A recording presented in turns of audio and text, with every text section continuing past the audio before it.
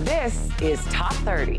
Coming up, the FDA has put out a warning about your pet's flea and tick medicine. Should kids start school later? And Kiss announced their final tour. I wanna rock and roll all night and party every day.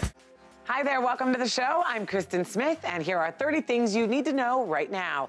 Listen to this. By early next year, almost half of U.S. cell phone calls will come from scammers. That's according to First Orion, a company that makes caller ID and call blocking technology. That's up from just 3.7% in 2017. It's a huge increase, partly due to the rise of neighborhood spoofing. Scammers can mask their real number and make it show up on caller ID as one with the same area code as the recipient. The Federal Trade Commission says one new scam targets immigrants, telling them they have a legal issue and need to give a credit card number to resolve it. Another claims to be an IRS employee, telling victims they need to make a payment to clear up tax debt. Other scammers claim to be from a bank, a cable company, or a collections agency. It's tough to catch scam callers who don't pay attention to the do not call list. Experts say the best way to help consumers would be new technology to block the calls before they get through. Okay, pet owners, listen up. The FDA is warning that tick and flea medicine for your pets could give them muscle tremors, seizures, and other neurological issues. Affected drugs include Bravecto, Credelio, NexGard, and Simparica. The FDA recommends you consult with a veterinarian about treatment. And the Cleveland Browns won their first game since December 2016. That's 635 days by edging out the New York Jets 21-17. That means the Bud Light fridges that were placed around the city to celebrate a win were finally unlocked, and the free beer was flowing. And after more than 4 decades in the biz, Kiss has announced their final tour. I wanna rock and roll all night and party every day. The tour dates haven't been announced yet, but they promise it'll be memorable.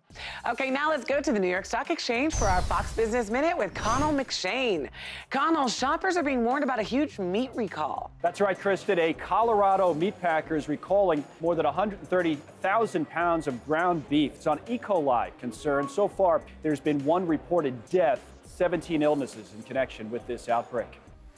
Disney's ESPN Plus streaming service, it's now reached 1 million paid subscribers. This after just 5 months since the launch. The service lets users watch sports that are maybe not typically on the network, including European soccer and some small college sports. Freezing your credit will now cost you nothing. Before, consumers would have to pay anywhere from $3 to $10 per freeze, and then another fee to lift it. Okay, what are some of the benefits of freezing your credit?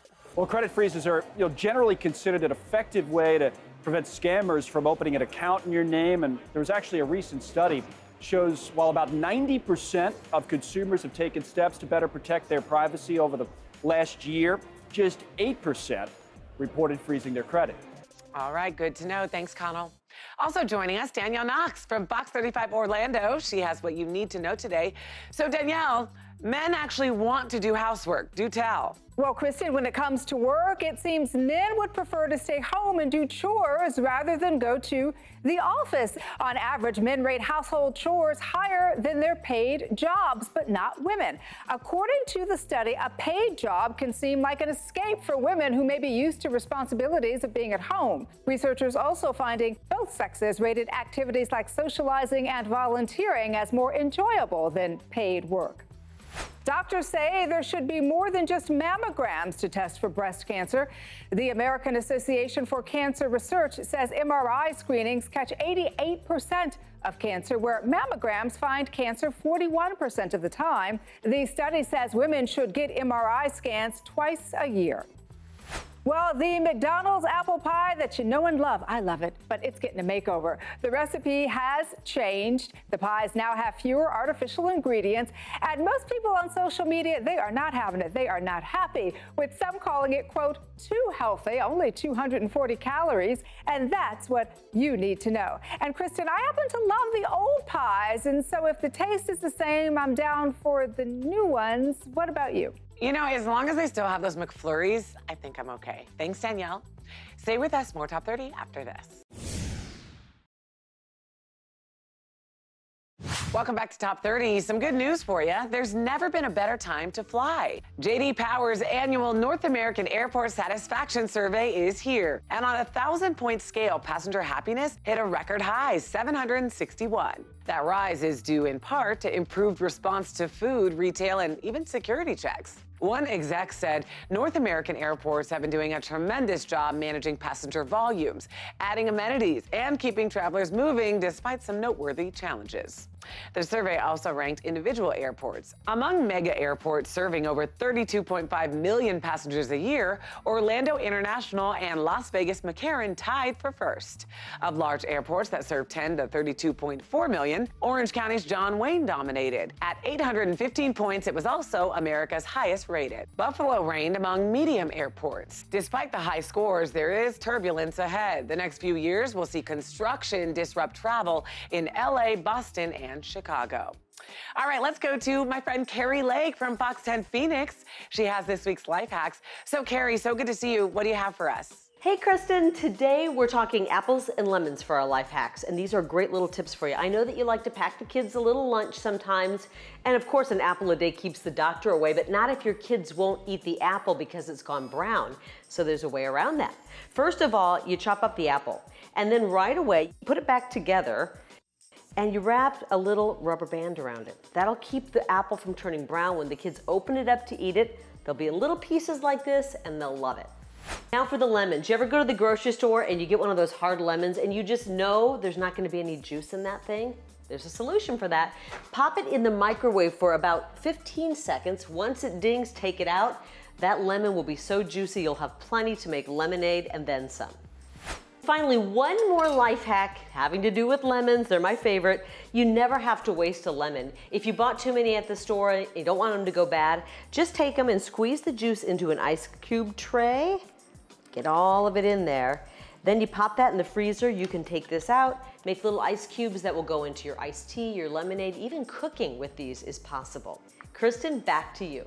I love that. Lemon juice ice cubes. Who knew? Thanks, Carrie. Okay, here's an interesting story. Many states are contemplating later start times for middle and high school students, especially since research from the American Academy of Pediatrics recommends 8:30 a.m. as a healthy start time. Dr. Rafael Palayo of Stanford University says when teens get more sleep, they show better overall academic performance, less absences, and higher graduation rates. He added, kids are falling asleep in class, and it's affecting their health. California Governor Jerry Brown is reviewing a bill right now that would require public middle and high schools to start no earlier than 8:30, but we won't know until the end of the month what he decides. And while a later start time could prove beneficial for the kids, it could be problematic for working parents who don't have flexible start times at their job. Advocates of moving students to a later start time think the disruption to schedules and routine is worth it, arguing that teens getting more appropriate sleep is a public health issue. All right, don't go anywhere. Top 30, we'll be right back. Welcome back. Sending a formal complaint letter is a good course of action when you feel you've been wronged. But the idea of hiring a lawyer or paying those legal fees can be daunting. So we have attorney and legal analyst Annalise Getz with us today. Annalise, good to see you. So is it worth it to hire a lawyer for something like this? Hey, Kristen, no. This is one of those things you can absolutely do on your own and be your own legal advocate. Here are 4 simple tips to do it. First, you need to clearly articulate your problem and what you want the person to do next. Do you want them to fix something? Do you want to be reimbursed? Do you want another service for free? You need to let them know what you're asking for. Second, you need to take to the internet and bolster the letter with what we call your legal authority. It scares people when you know or appear to know your rights. Cite some statutes, cite some case law, and let that person know that you have done your research. Third, alert them that this is their official notice of the issue. This language is always concerning for business owners because it establishes that they have been put on notice of a problem. Fourth, and finally, stick some evidence in there. Letters, reports, text messages, photos, receipts, that kind of stuff that will bolster your argument. I love how you make it sound so easy. Okay, so how do you know if your letter worked or not? Make sure you include a set date to respond before you take further actions. This lets you know if your voice is being heard or if you're going to have to take things to the next level yourself, like fix an item or potentially take them to small claims court. As always, great information, Annalise. Thank you. Okay, here's a really heartwarming story for you. Staff from the Yard House in St. Louis Park, Minnesota, saying happy birthday to a coworker, and it went viral. Here's why. Eric Curry is a busser and barback who has been deaf since he was 3 months old. He mainly communicates with his coworkers through handwritten notes. Well, Curry's coworker, Kimberly Goetsch, said, "I just thought it was important to show a team member that he is more than cared about on the floor. He's cared about as a person, as a friend, as a family." So 13 Yard House employees learned happy birthday in sign language and posted this video to Eric's Facebook page for his birthday. Happy birthday to you. Eric said the gesture had him in tears. I couldn't stop crying. It was so great that they did that for me. And it didn't stop there. Some of Eric's coworkers have been inspired to continue learning sign language so they can better communicate with him. I love that story. All right, still ahead, our commutes to work are getting longer.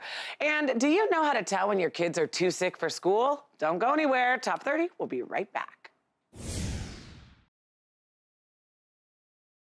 In today's Hometown Stories from Fox 2 Detroit, some of Hurricane Florence's most vulnerable victims are displaced and abandoned animals. So local Humane Society chapters around the country took in shelter animals from North and South Carolina to get them out of harm's way. The Michigan Humane Society picked up 22 dogs from Greenville, South Carolina. All of the dogs were homeless, and now the Humane Society is working to find them forever homes. In our second story from Fox 4 Dallas, Melanie Schuhart started volunteering at the Heard Museum back in 1987, and she's become known as the Wildlife Sanctuary's most valuable bug lady. In particular, Melanie loves butterflies, and most weekends she can be found teaching kids and adults about the beautiful insects at the museum's Butterfly House. It contains 6 or 7 different species of butterflies out of the more than 130 species found in North Texas, and people, young and old, can't help but light up when they're surrounded by the enchanting creatures. And in our final story from Fox 10 Phoenix, more than 100 volunteers in Chandler, Arizona worked in triple-digit heat to refurbish the home of 2 military veterans. Mary and Dwight Blanchard served their country for more than 40 years combined. And while they're very humble people, they were overwhelmed with gratitude for the support. Volunteers said it was the least they could do to give back to those who serve. And it's clear a little heat wouldn't stop these volunteers from saying thank you to this deserving couple. Welcome back. A new partnership will make it easier for first responders to find people calling 911. Google announced a deal with T-Mobile, letting it send more detailed location data to call centers from Android phones dialing 911. Google also partnered with the emergency tech company Rapid SOS to cover Android users on other networks. The location data comes from Google's emergency location service. It's a step towards updating the 911 system, which has been struggling to keep up with cell phone technology. 911 centers get 240 million calls a year. At least 80% are from cell phones. But while 911 calls from landlines give an exact address, cell calls only carry an estimated location that's given by the carrier. Google says ELS is more exact. In one test, a cell carrier gave a radius of 522 feet where a 911 caller might be. Google shrank that to 121 feet. The service works on almost any Android phone, and what's really great is it doesn't need a separate app or even an update. All right, cooler weather means it's time to start planning for that perfect fall vacation. And Elizabeth Stanton from Popstar Magazine is here to tell us all about an outdoorsy destination in Wyoming. Hi, Liz. Hi, Kristen. That's right. If you've never been to Jackson Hole, start planning a visit now. It's fantastic, especially in September and October when the fall colors are unbelievable. Nights are cool, days are mild, and while many outfitters are transitioning into their winter hours, there are still plenty of outdoor activities and adventures. Visitors can rent boats to explore the lakes or book a scenic float trip down the Snake River. Take a horseback ride to see the country and go on a wildlife viewing tour. There are plenty of golf courses in the area too. For day trips, Grand Teton National Park offers hiking, climbing, and mountaineering, as does Yellowstone National Park, a must-see in the area. Back to you, Kristen. Well, I've got to start planning that camping trip. Thanks, Liz. On to a story that we can all relate to. Keeping a healthy work-life balance can be so hard these days, especially when you factor in your commute, which, according to data from the Census Bureau, is only getting worse every year. Nationwide, the average commute time last year was 26.9 minutes one way. And experts think one key factor is that as the country becomes more suburban, jobs are moving further from populated areas. The top 10 longest commutes can be seen here. The Census Bureau survey ranks New York City as having the longest commute time, with an average of 37 minutes, and a similar survey says Los Angeles is the most stressful commute. The good news is that as commute times climb, a lot of employers are becoming more aware and accommodating to avoid employee burnout. Still, 30% of those surveyed feel their commute is way too long. Well, pumpkin spice lattes aren't the only thing making their way to Starbucks this fall. So are seniors. The coffee giant has opened a location in Mexico City that will be fully operated by people 55 and older. This as Mexico's rapidly aging population struggles to maintain financial security and quality of life post-retirement. In a statement, Starbucks celebrated their role as a multi-generations company that embraces diversity and inclusion and welcomes everyone who is seeking employment. Older baristas currently being trained by younger counterparts will be limited to 6.5-hour shifts with at least 2 days off per week. Not only will Starbucks provide medical insurance, they're also making the cafe more physically accessible for older staff, ensuring locations are a single floor and lowering store shelves. The senior location comes after Starbucks announced a U.S. shop that caters to the deaf and hard of hearing as well. Good for them. All right, Top 30, we'll take a quick break and be right back. Welcome back to Top 30. You don't really give much thought to everyday tasks like walking, but it turns out there's a lot to it. Science shows every person has their own efficient pace, although few actually walk it. Now, a new study suggests pedestrian speed may be about more than just physical coordination. There's natural roadblocks like crowds, but personality also causes men to walk slower with romantic partners and faster with other men, a potential form of competition. A biology professor and her student traveled to Seattle and Uganda for further comparison. The two observed pedestrians, timing 1,700 of them as they walked by. They then analyzed the pedestrians' age group, gender, and more. Those in the U.S. walked faster in groups than alone. Men and women walked 20% faster when accompanied by a child. On the other hand, individuals in Uganda walked about 11% faster than Americans. Whatever speed you walk, just be sure to stop and smell the roses. Moving right along now, you can never be too prepared when disaster strikes. But are you prepared at all? A go bag is a good place to start. According to Consumer Reports, about 40% of those who experienced a hurricane had a go bag on hand, and only 25% of those near wildfires did. Ryan Cook evacuated in 2003 when a wildfire threatened his San Diego home. Now he has a go bag on hand for his family that includes some cash, expired passports for ID, space blankets, and a thumb drive with copies of insurance policies and important financial documents. There's even a list of extras they can grab if they have more than 15 minutes before they have to evacuate. And they've set a specific meeting place if they happen to get separated. The Department of Homeland Security also recommends having some non-perishable food items, a flashlight, and of course, some water. A go bag is a simple way to take charge when planning for an emergency, and hopefully it's something you never end up having to use. Okay, there's one office perk employees crave, and it's not nap rooms or treadmill desks.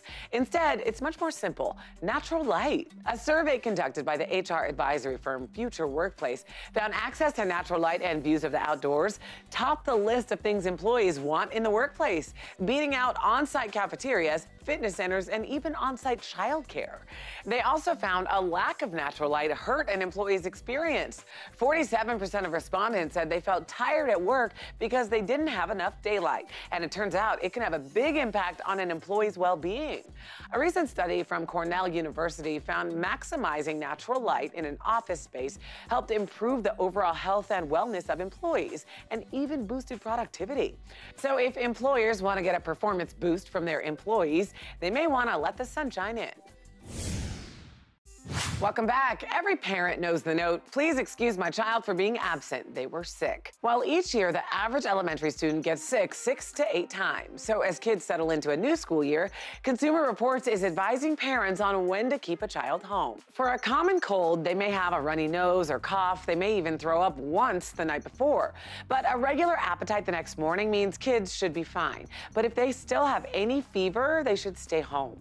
Pink eye causes 3 million missed days of school a year. So check school policy, which usually requires infected students stay away. Ultimately, Consumer Reports says parents should evaluate whether kids are too sick to participate in activities or pay attention, or if they'll distract others. If you're worried others may infect your child, experts suggest kids eat immune-boosting lunches, avoid sharing school supplies, and of course, wash their hands. And that's it for today's show. Thanks so much for joining us. Here's what's coming up on the next Top 30. A new report shows the dark side of the concert ticket industry and why the good seats always seem to be taken. Plus details on Meghan Markle's first official project as a royal. And now these identical twin sisters have one more thing in common. You can also listen to today's biggest stories on the Top 30 podcast. It's all coming up on the next Top 30.